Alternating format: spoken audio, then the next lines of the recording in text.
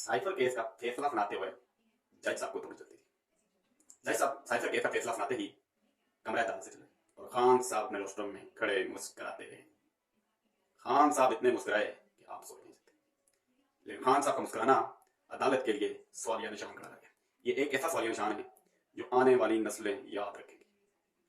आप इस केस को ऐसे ही समझ लें जैसे कि जज हुमायूं लाहौर खान ने खान साहब को सुना दी। ये केस भी उड़ जाएगा। खान साहब का मजीद क्या कहना था आप उनके सवालों का जवाब नहीं तलाश कर सकते।